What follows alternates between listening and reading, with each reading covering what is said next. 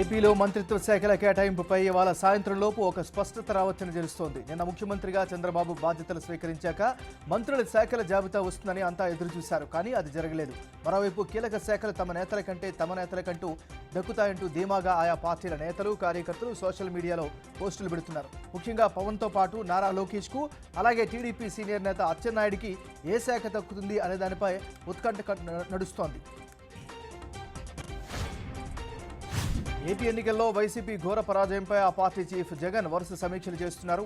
నిన్నటి వరకు ఎమ్మెల్యేలు, ఎమ్మెల్సీలతో భేటీ అయిన ఆయన తాజాగా ఎంపీలు, కీలక నేతలతో తాడేపల్లిలోని పార్టీ కార్యాలయంలో సమావేశం ఏర్పాటు చేశారు.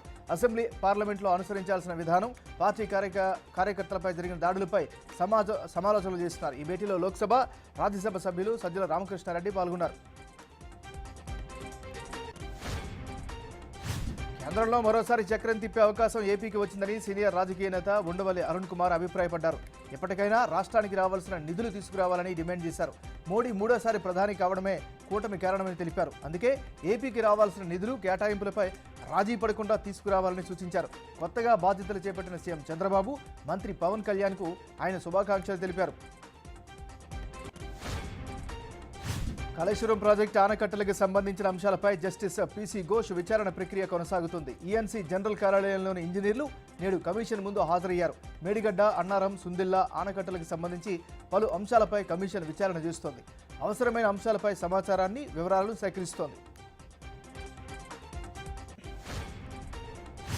టీఆర్ఎస్ హయాంలో గొర్రెల పంపిణీ పథకంలో జరిగిన అవకతవకలపై కేంద్ర దర్యాప్తు సంస్థ ఎన్ఫోర్స్మెంట్ డైరెక్టరేట్ దూకుడు పెంచింది.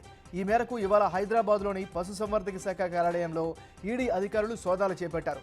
ఈ కేసుకు సంబంధించిన వివరాలపై అధికారులు ఆరా తీస్తున్నట్టు తెలుస్తోంది. పశుసంవర్ధక శాఖ హెడ్ ఆఫీసులో ఈడీ తనిఖీలు చేయడం హాట్ టాపిక్గా మారింది. కువైట్లో జరిగిన ఘోర అగ్ని ప్రమాదంలో 45 మంది భారతీయ మృతదేహాలు కొచ్చికి చేరుకున్నాయి. ఐఏఎఫ్ ప్రత్యేక విమానంలో డెడ్ బాడీలను తీసుకువచ్చారు. మరి కాసేపట్లో మృతదేహాలను స్వస్థలాలకు తరలించనున్నారు. బాధిత కుటుంబాల ఆర్తనాదాలతో ఆ ప్రాంతమంతా ఉద్విగ్నంగా మారిపోయింది.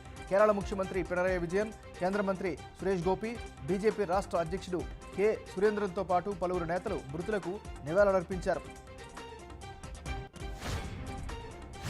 ఢిల్లీ ముఖ్యమంత్రి అరవింద్ కేజ్రీవాల్ బెయిల్ పిటిషన్పై ఈరోజు విచారణ జరగనుంది. ఢిల్లీ మద్యం పాలసీ కుంభకోణం కేసులో అరెస్ట్ అయిన ఆయన రిమాండ్ ఖైదీగా తిహార్ జైల్లో ఉన్నారు. బెయిల్ కోసం రాజ్ అవెన్యూ కోర్టును ఆశ్రయించారు. దీనిపై CBI court special judge Kaveri Baweja విచారణ జరపనున్నారు. ఈ కేసులో మార్చి 21న కేజ్రీవాల్ను ఈడీ అరెస్ట్ చేసింది.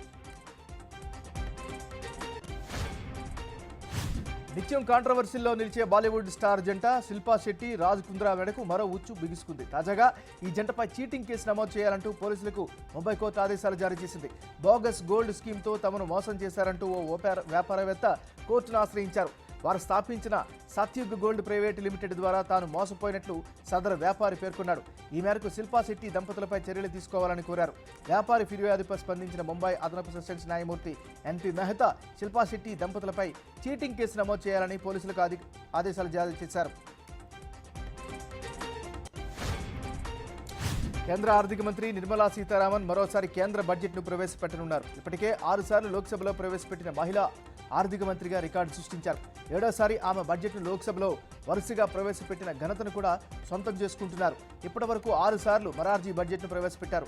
ఇప్పుడు నిర్మల మరోసారి పూర్తిస్థాయి బడ్జెట్ ప్రవేశపెట్టి మొరార్జీ రికార్డును బ్రేక్ చేయనున్నారు.